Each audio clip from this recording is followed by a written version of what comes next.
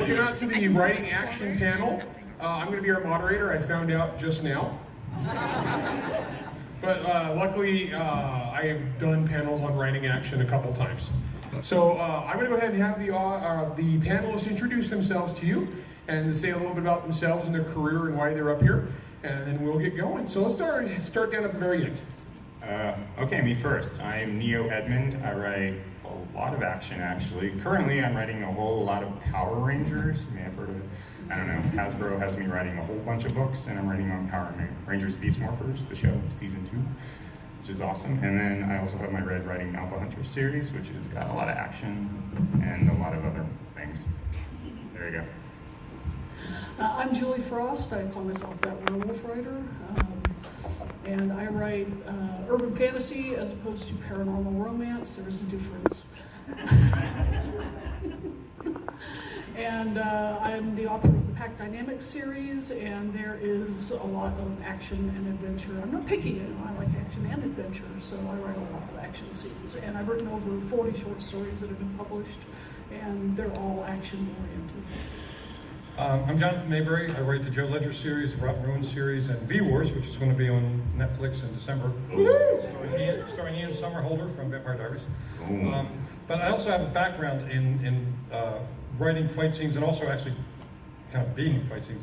I was 56 years in jiu-jitsu, former bodyguard, former bouncer, expert witness for the Philadelphia DA's office for murder cases involving martial arts, and also a trainer for police and specifically SWAT and Special Forces.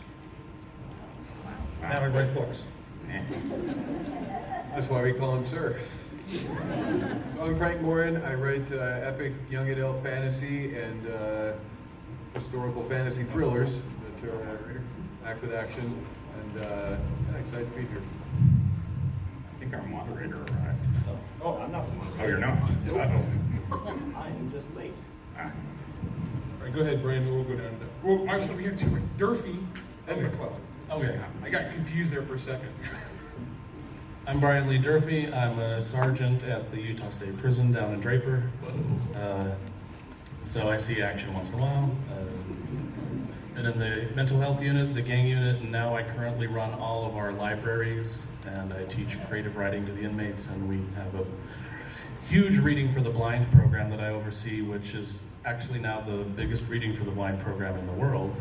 For the inmates, I'll have recording studios, and we read any book that a blind person requests.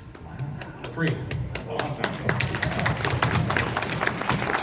I always, at every panel I do, I always like to plug the work that we do at the Utah State Prison with the inmates. On top of that, I'm also an author of the 5 Warrior Angels series, published by Simon & Schuster Saga Press. This is book 1, book 2's out, book 3 is coming out soon. Other Brian. Hi there, I'm Brian McClellan. I write flintlock epic fantasy, big fat epic fantasy novels that are kind of Napoleonic in feel, with giant battles and duels and big magical contests and things like that. I have absolutely no qualifications. I'm really good at making shit up, and that's about it. Wow. Yeah, that's like the primary thing on our resume. Is make shit up. Qualifications. I just make shit. I'm Larry Corriea. I write a lot of action adventure stuff. Thank you. Best known for the Monster Hunter series, but I write a bunch of other epic fantasy series and alternate history series and stuff. As far as my personal knowledge of writing, I was a firearms instructor for about 10 years and did a lot of that fun, cool stuff, and I got punched in the face a lot.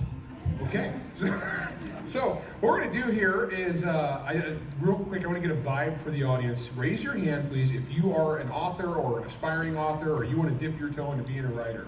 Cool. Yes. Holy crap. Okay, so I know how we're going to direct these Poor guys. bastards. This is not a room full of fanboys who just want to like gawk at how awesome we are. These guys want some nuts and bolts. So we're going to give you guys nuts and bolts, tips and tricks, what we do to write action. So I'm going to throw this to the panelists. I won't always do this where it goes in the same order, so I'm not always putting the same guy on the spot first, but we'll start down here on the end with Brian McClellan. And please give everybody like one of your favorite nuts and bolts tips that you use to make better action scenes. Okay, so I'll start off with, so like I said, I write epic fantasy novels. So My books have a lot of big battles in them, and when you're writing that kind of action, you have to keep in mind both the macro and the micro. Both the big picture from above, the battlefields, and what your character in particular is doing at that time. And that can be done in a whole bunch of different ways. I have done it before where one character is a officer and they're overseeing everything and they feel the ebb and flow of the battle and they're keeping their eyes out and they're watching, kind of giving the reader more of that sort of strategy game eye view.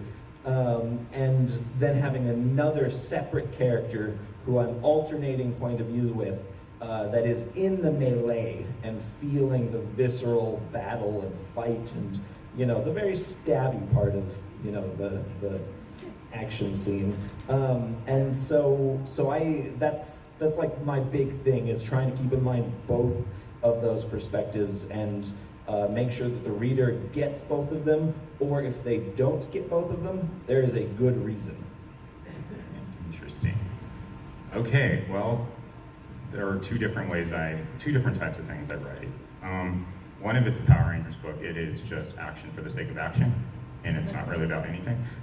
It's time for a fight, and then they fight, and then they win, because Power Rangers always win, or they lose, and then they win.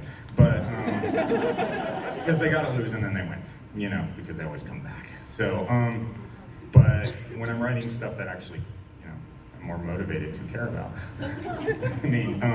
I feel like writing action for the sake of action, that's like a Hollywood thing that happens, where it's like, suddenly we need a car chase, But it's like, what is the action scene about? Like, what's going on with the characters within that scene? What are they, what are the stakes for them?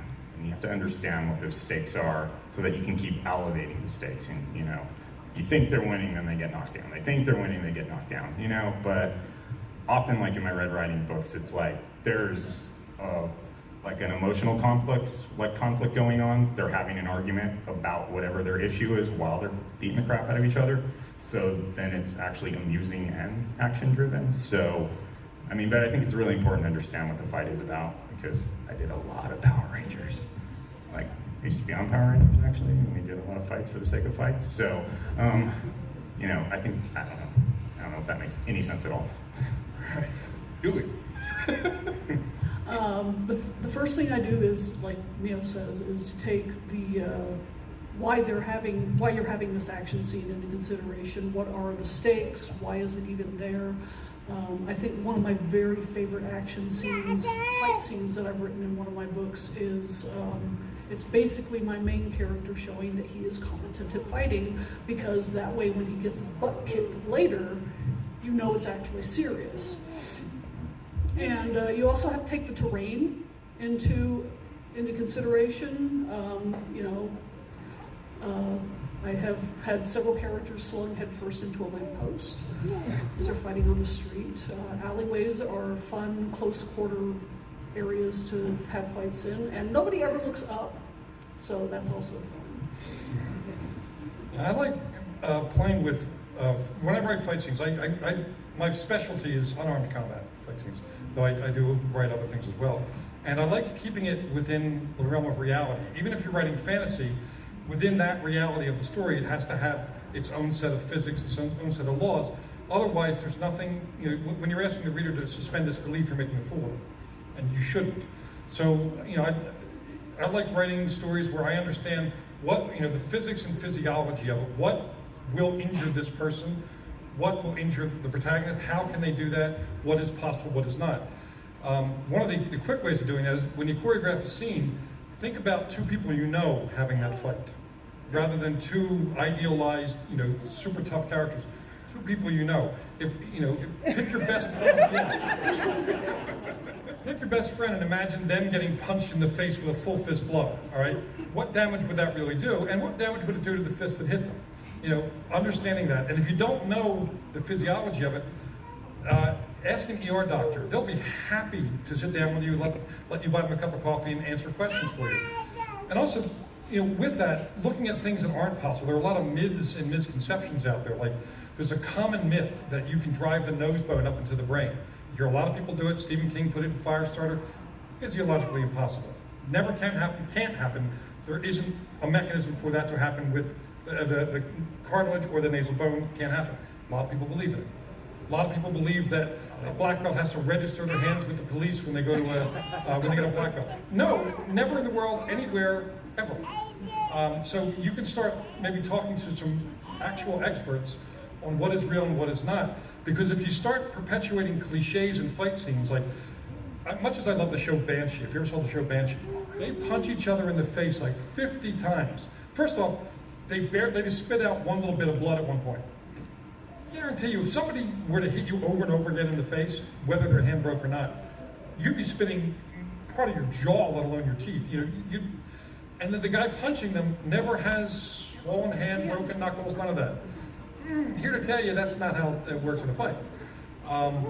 So ask an expert. If you want to make a realistic fight scene, choreograph it, write it out, and then go ask experts to vet it for you, and they will give you great advice. Because if they're an expert, they want to see that scene portrayed realistically. I know, a lot of people ask Larry about guns. They hate somebody going in there and firing, 7 shots out of a 6-shot revolver, or any of the other things that people do. I hate it when I see a movie and somebody throws a knife 45 feet, buries it to the hilt in somebody's chest. No. I think, Jonathan, you're like me in that you've wound up in the thank yous of a lot of books. Yeah. Because people reach out to you for martial arts, and people reach out for me for gun stuff all the time. So I'm probably in the thank yous of like 20 books, because, guys, there's nothing wrong when you don't know, ask people. Like, find someone who actually knows this stuff or has done this stuff for a living and ask. And they like helping writers. Absolutely. Frank. Some good stuff. So to build on that, as far as having consequences in the fighting, like if somebody actually gets injured in a movie, you said the next scene they're fine, but in real life, you get a broken bone, it's going to be weeks before you're able to use that again. But that's why those of us who write fantasy like having healers, right? Because you can heal them and then they go on and do other stuff. And This is why I write werewolves. or werewolves, So it can increase the drama if the character's injured. Right, and so being aware of that is good, because if you have someone that breaks an ankle and they can't get miraculously healed, that's a debilitating injury. Suddenly you can't move, when you're crawling and the werewolf's coming. It's like, I'm not in love with you, so get away, or whatever.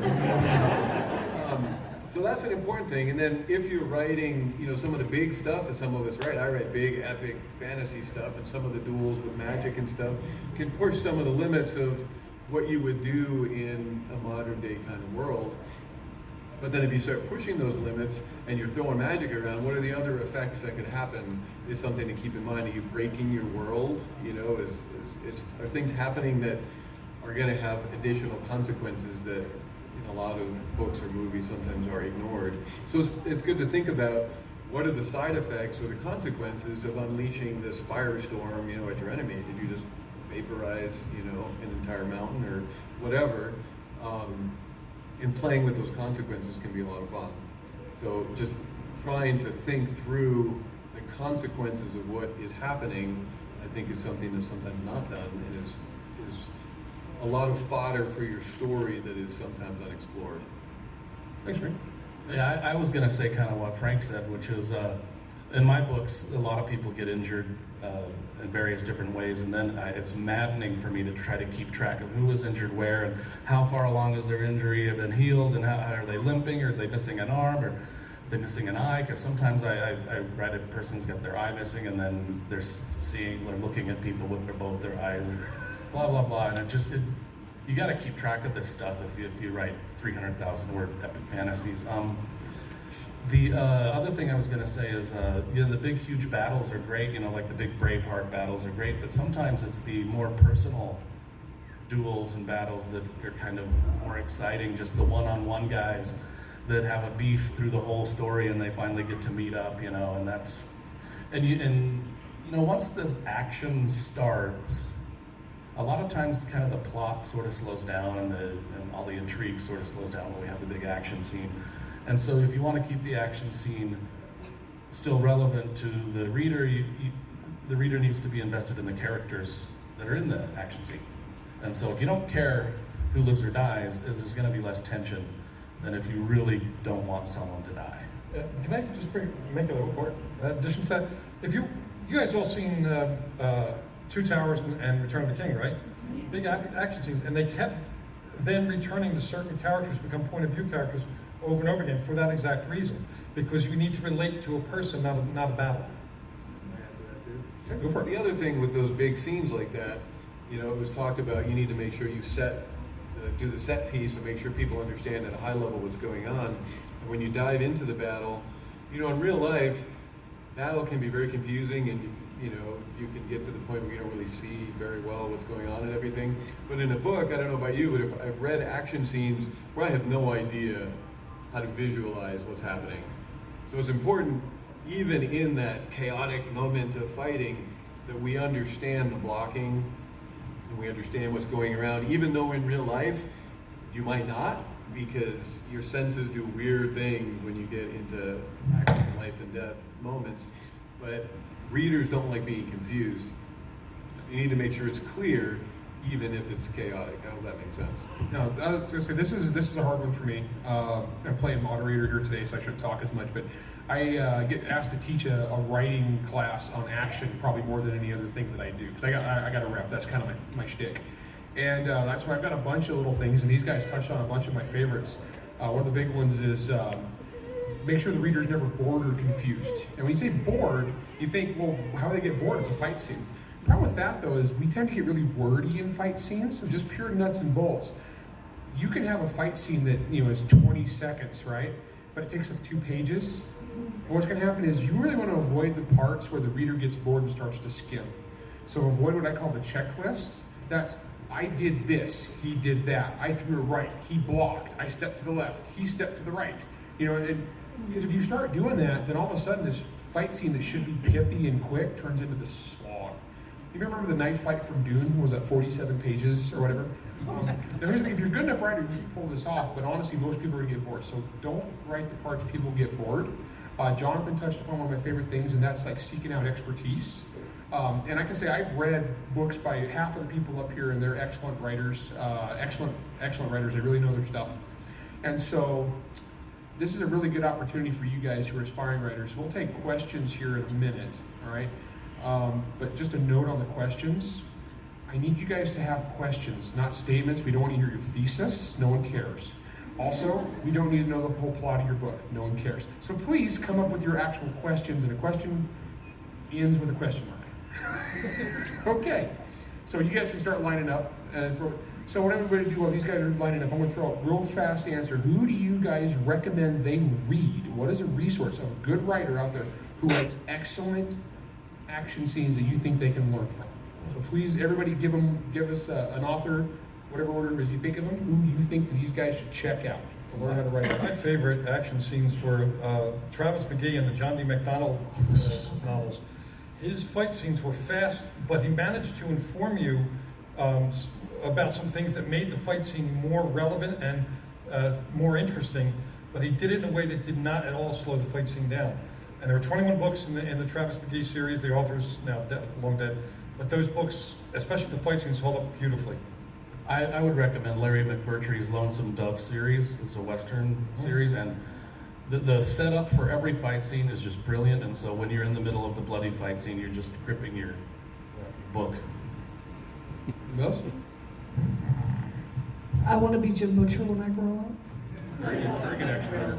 We all do. Very good. Just read anything by R.A. Salvatore, of course, because all of his fights are freaking phenomenal. So that like 80-page fight scene at the end of Halfling's Gym is one of the things that made me want to be an author when I was a teenager. Wow. It was like 80 pages long, and I never got bored. I just got sucked in. It was just this ever-evolving sword fight through a city that the situation just kept changing, and it just kept interesting the whole time. And for historical fight scenes, Bernard Cornwell's Sharp novels set during the Napoleonic Wars, absolutely brilliant fight scenes. And he knows when to speed up, knows when to slow it down, and knows how to drill it down so that it breaks your heart in the middle of the scene as well. These books are all 100,000 words too long, but Stephen Erickson's Malaysian Book of the Fallen is incredible if you can last that long. And I actually love the fight scenes in it.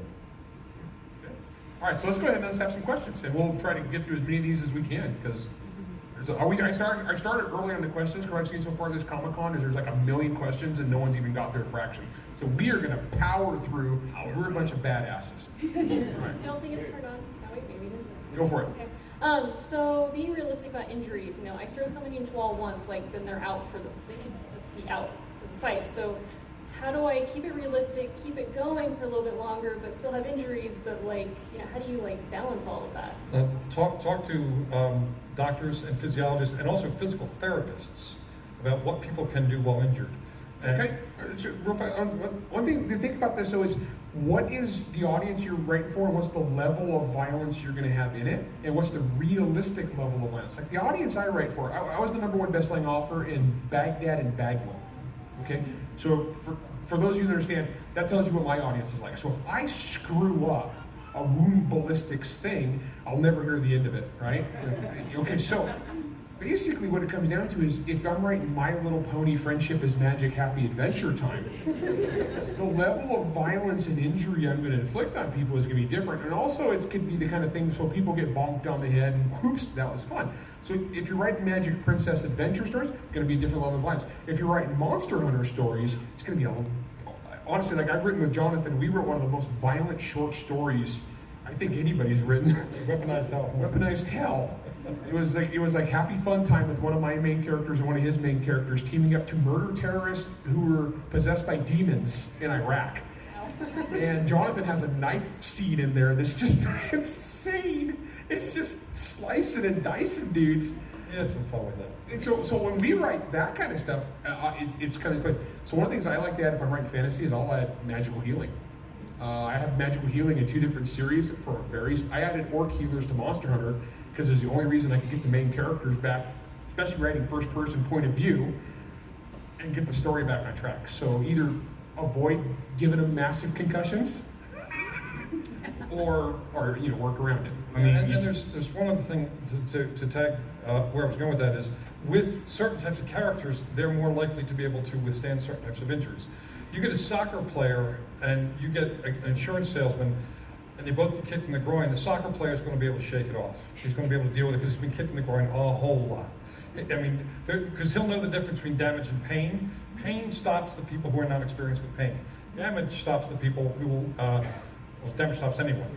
And so you have to be able to measure it against what that character is likely to experience. Someone who's never been in a fight, often it's the shock, the surprise of that pain that lets them get hit again and again, because they're still dealing with, oh my God, I just got hit. You get someone who's been in some fights, like I've been in a lot of fights. If I get hit in the face, it's not that great a face anyway, so I'm not that concerned with what you did to it. I am going to hurt your face. So the experience of the character will also be part of the level of damage that character can then take. Yeah, and also in the middle of a fight, because at the prison I've been in some altercations and assaults, and I've seen inmates assault each other quite a lot, and they will fight through some pretty gruesome injuries till the end. It's not, but at the end is when they kind of become babies about it. It's during the fight they're in the fight. Yeah, They don't feel the pain. adrenaline's They don't feel the pain, and they can suffer some gruesome injuries. It's afterwards where it's kind of like the tears and the trauma really sets in. I got my jaw dislocated and didn't know until about 10 minutes after. There's some great resources you can look up. So I think it's called On Fighting. It's a great book on the physiological effects that people go through when they're in a life and death situation. Some of the things you get, like tunnel vision and the adrenaline and some of the crazy stuff the human body can do.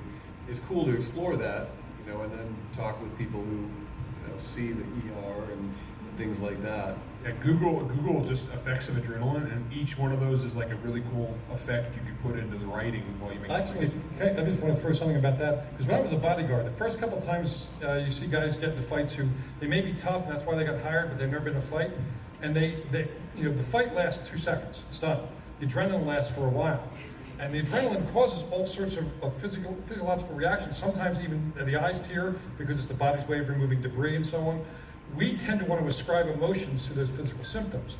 So if you get a case of the shakes after a fight and you got some tears in your eyes, The inexperienced will think that means I'm really a coward, or that means I'm weak. The experience will know that's just chemistry messing with you. So if you get punched in the nose, if you get your nose broken when you're not ready, tears will squirt out your eyes, no matter how tough you are. If you get your nose broken when you're ready, you actually don't cry until after. Yeah. And I don't know how many fights I've won hitting a guy in the nose who's never been hit there before, and they get tears in their eyes, blood, pain. They don't know what to do with it. It's done. And in training, when I was at the police academy being trained, we would get hit and pepper sprayed and tasered and all this. So we know that it's a momentary pain and we can fight through it, because fighting through it means you life or death. And so we answered the hell out of that question. Go beat somebody up and write about it. I'm just saying. Yeah, who in the audience hasn't been punched in the face? Pair off. The best panel ever. We would get sued so bad. Oh my God. Please go ahead, sir. Okay, so this is more towards the fantasy writers. Most of us. So, last scene in the book, find the big monster. How would you start to inflict injuries, to show that the monster is mortal but still tough, to finish him off with the usual ring in the volcano MacGuffin? There's either the beat down the monster, you're just beating down their HP or something, or there's the, you got to get to the special weapon point, where you're going to unleash the thing that's going to finally take them out, So it's really a matter of how it fits for your story. Okay, so just like the slog or the special weapon. Right, exactly. I don't think there's a right answer to this one. It's going to depend on your story, and if your fantasy is a magic that's going to help you defeat the monster, but Or if some it's special some weapon. random magic that comes in out of nowhere because that's going to tick off your fans, you can use magic in a creative way, and that's cool. Or is it something where you're just going to do enough damage because you're super fast and you can just flay every layer off of the monster, one layer at a time, and that would be a big gory mess, which could be awesome depending on your book. Or is, the princess gonna just calm the demon, or is it gonna eat her? I mean, whatever, it's your story, right? So It's you all need to figure out within Any of the... those things you're going to set up as you go, so you don't just suddenly pull out the super. Parts. You have the visceral detail, you have the blocking, but then you have to keep the pace active. When you're trying to decide, okay, this has to go, is that something you do before you get it on the page, or is that something you do after as you're editing? Edits are magic. That's the magic, the It's secret. magic, yeah. Most of us, The magic of writing is in your revisions. Okay. everyone up here is not perfect. We all screw up. I mean, you just have to ask yourself what belongs and what doesn't belong. And if it's not serving the story and advancing the story, then it just has to go, no matter how much you like it. And the answer for that question is also the same answer for when you're putting in information about, like say maybe science in a science fiction novel. In first draft, throw everything in. Second draft, go take out everything that absolutely doesn't need to be there. I mean, if you can't justify it being there, it goes. I mean, mercilessly goes. It's the putting it in the first place that's hard for me. yeah, I always So overwrite it, throw in. Overwrite it. That's what I do. I overwrite it, then I go in with a scalpel and start chopping. I do the same thing. If I have an idea, I'll throw it there on the page, and when I reread it, if it seems out of place, then that's when it disappears. And also, don't be afraid to completely rewrite it if you go back and realize it's a hot mess. I was just gonna say that sometimes you have to write the scene to realize what scene you needed to write. Yep. Because then it's clear in your mind, it's like, I can see this now. That was totally wrong, and now I'm gonna write it, and then it'll rock. I got a nuts and bolts example for you how this works. So I was doing this book called Dead Six with a guy named, she's a sequel to that, but it's with a guy named Mike Coopery. And he wrote this one scene, and he got really hung up because he had one of those side handle batons, right? Where the main character's like beating a dude with a side handle baton, he like pokes him, and then he spins it around and bats him. And he describes all this, and it's like a paragraph long of him describing how he had the baton, right?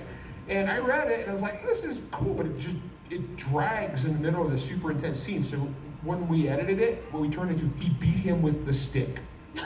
And it was better. Thank you.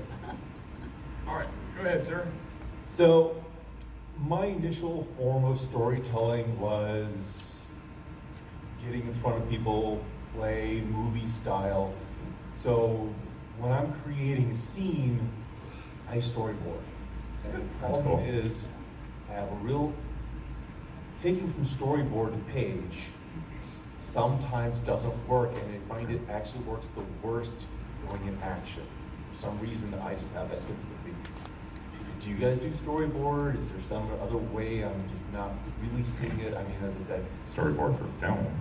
see, that's the thing. It's like, it's like storyboard works when you're telling a story. If you're describing it, you can talk so fast and everything like that, and it doesn't slog down. Sounds like you're doing a comic, you know? Yeah, exactly. But when all of a sudden someone's reading, that descriptor slows down, and you get that slog. I don't do the storyboard so much as I do a blueprint. I actually lay out the room or this place where the fight's going to be, and look at what's available, like what walls I can throw somebody into, what things you can hide behind, what you can pick up and use. And sometimes I will actually go to somewhere, like I went to the lobby of my condo about 2 years ago for a scene set, something like that. Looking around all the things that could be useful for someone in a fight and all the things that could get in the way of the fight going exactly as planned. And I actually, my neighbors think I'm weird, but I actually choreographed the fight scene there. And I've got a little recorder, and I'm walking around and dictating what horrible things people are doing to one another. I actually like to physically move to choreograph my fights. Okay, and then as kind of build on it, the slog, you just you put everything on there, then you edit down, clean up, Yes. and then it also goes. And the more you do this, the better you'll get at recognizing what to leave out. Yep. Like I don't storyboard, but I definitely outline complicated fight scenes. If I have a fight scene that's switching between like 4 or 5 different point of view characters, like okay, so into hard magic, I got this fight scene. It's a teleporting magic ninja fight on 2 colliding pirate dirigibles that are on fire during a hurricane. That was actually one of my, but the thing is, they had like 5 point of views, right? And they were teleporting back and forth as all. So I actually made an Excel spreadsheet that had a timeline. You're such a nerd. I am the biggest nerd ever, but that is one of the best fight scenes of all time. So I'll take it. No, but I actually color coded it based upon who had the most interesting view of each cool event. So. Okay, so my question is, you guys kind of touched a little bit on the emotion in doing in a fight scene. So I wanted you guys to just kind of elaborate on that. Like, is that pre-established emotion between the 2 people fighting? Is that dialogue they're having during? Like, how do you guys incorporate, like, if they have a beef with each other, how do you incorporate that in the fight? As Actually, actually, I don't think Brian's got to talk for a while, so dump this on him and see. So the question is about building up between like the 2 arch nemesis hitting each other, kind of that kind of thing. kind of, just like the emotions of why they're fighting. Then it's going to be all about, at least for me, it would be all about in the head of the person whose viewpoint I'm occupying. Feeling their rage, feeling all the reasons they really, really want to kill that person. And, it's gonna be, my fight scenes, my actual one-on-one fight scenes tend to be very short and quick to avoid the slog that we've talked about a lot. And so, it doesn't have to be complex. It doesn't have to be amazing. It doesn't have to feel like an anime, where it's 20 minutes worth of jumping off of walls before they slap each other once. You can have a really visceral fight scene that is literally the sentence, a flurry of blows, better than that, obviously. And then one of them grabs their gun and shoots the other. It can be that. If you're getting in lots and lots of the emotion of the moment, of the feeling, of that adrenaline rush, and everything that's going through the character's head. I don't think I've ever written anything where I'm jumping between 2 characters that are fighting each other, but that's something that you do the same thing. There are different reasons for wanting to kill each other and that kind of thing. So it all depends on your preferences as a writer, which applies to literally all this advice. That it applies to what you feel works. But yeah, it's, you know, cadence and movement and keeping that pacing moving and doing it in a way that you as the author feel good about. The more you do this, especially as a paid professional, the more you get a feeling for cadence, where, you know, I don't really follow, like, there's a lot of people that do like the 7 rules of storytelling and all these things that, there's a lot of good advice in all of that. I rarely even look at those things because I kind of just, it's gut instinct for me. You know, what works, what doesn't. If it doesn't work, take it out. Figure out why it doesn't work. I'm totally rambling now. But that all applies to that one quick fight scene between 2 characters that really want to kill each other. You don't make it complicated unless it serves the story. Okay, I wanted to give you haven't talked for a while, man. Okay, All right, I got it all in right now. Okay, so the thing is, main thing is, like, if you build a strong character that the people care about, and you've established this character, and you've established the bad guy, because remember, give the bad guy equal time too, or even 2 good guys that are about to fight, whatever. But if you've made those characters important to the readers, and so their stakes are high and they mean something, then that emotion is going to come through. So really, that question is about writing good characters. And be true to your point of view character, right, in a fight scene. Don't do, I call it the Buffy syndrome, where you have like a bunch of clueless people, but then you put them in an action scene and then they're just fine. Sure.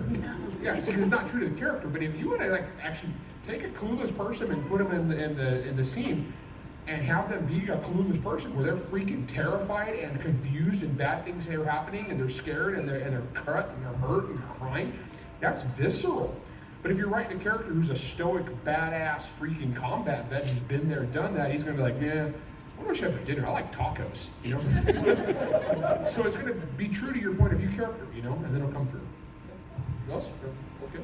Just the other thing I would add is, when you're in the scene, like it was mentioned, you know, you can say, you know, they traded some fast blows, and you can throw in just a little comment about the emotion behind it, or the sense like, hey, I'm finally gonna get him, you know, and then of course you flip it on him, and then, or whatever you're gonna do, but you can weave that in, and you should be, because if you're just kind of going rote, talking about the physical mechanics of what they're doing, that gets boring really fast. But if they're fighting and you've got their emotional perspective in there, it's going to come through anyway, and that's very powerful because we're right there with them. Yeah, and characters are not the same emotion all the time. So you can have a character who wins a fight, and then in the next fight, there's a certain arrogance that comes along with having won a fight pretty easily, and they could be fighting someone either tougher than them or luckier than them, and suddenly they're losing that fight. Also, characters in their first fights are a pretty traumatic moment.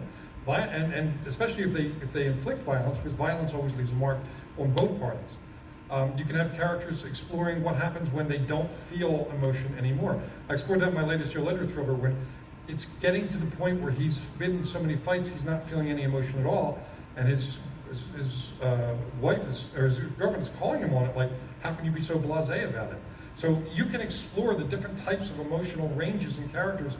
Even the tough guys, no matter how tough they are, there's still very complex emotions going on with them, and they shouldn't be the same note every time that character's in an action scene. You have to understand what the fight's about. You know, are they fighting because they just want to beat each other bloody, or is it an argument that's gone to blows, you know? And then they're arguing about whatever they're arguing about, why they're punching the crap out of each other, or is it just Rocky and Apollo just punching each other trying to win, you know? So you got to figure out what serves the story, you know? So. Did somebody just kick your character's cat?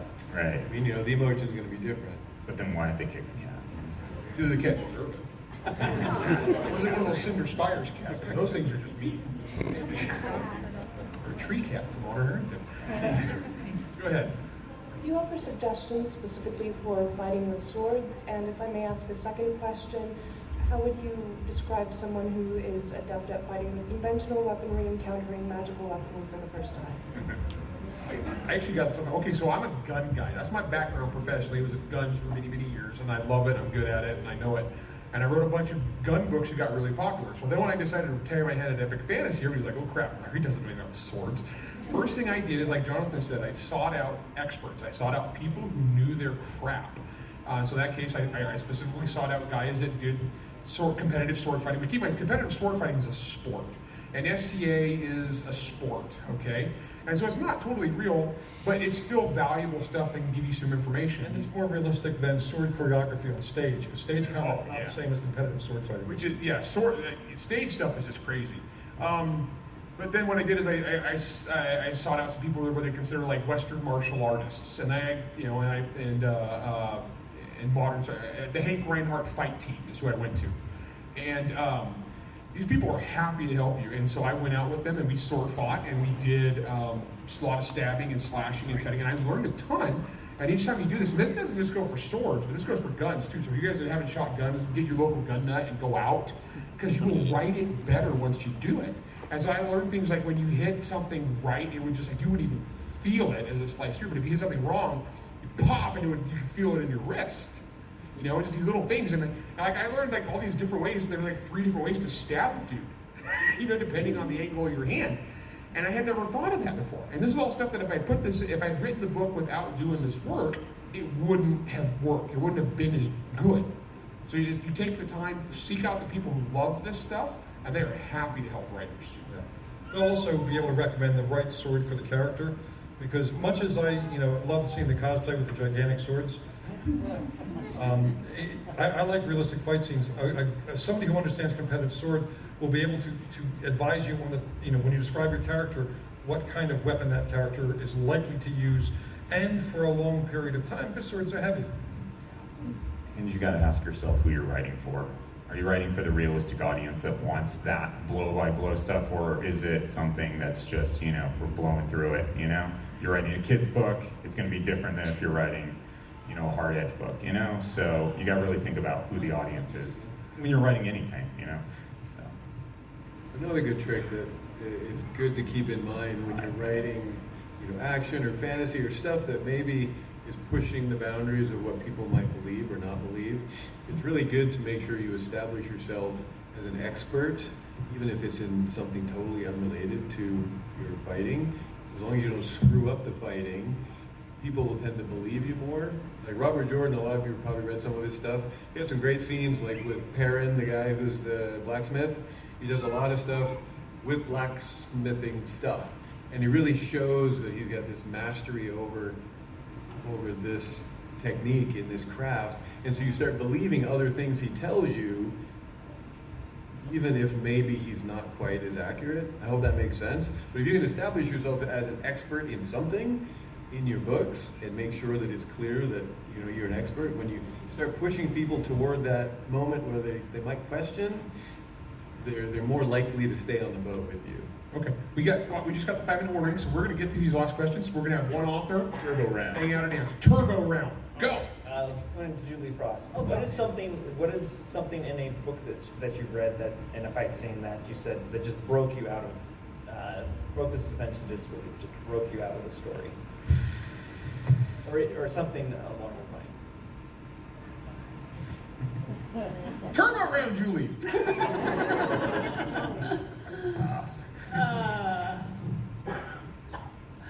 See, I have a brain like a steel sieve.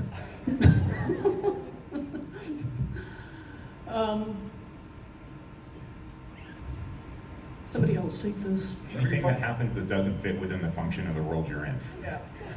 Every fist fight scene in the TV show Banshee. The guy pinned down to the ground with a knife almost to his chest, and then he manages to push it up, and with his last bit of strength, up the back. 99% of the gunfights on TV. Yeah. 600 bullets in a gun. Yeah, every time I see someone get their throat cut in a movie and they're instantly dead, I'm like, no, people will squirm around a lot before they just go, or the choke out. I think it's messy. In the opposite ways, I've seen a couple scenes where people get like slashed in places where there's major arteries. Yeah. There's no consequence. They just, It's like, yeah, you're dead. Turbo round. Shot in, Turbo round. shot in the shoulder. Real life people don't have Okay, there are miles of bones and arteries and veins and nerve endings right here.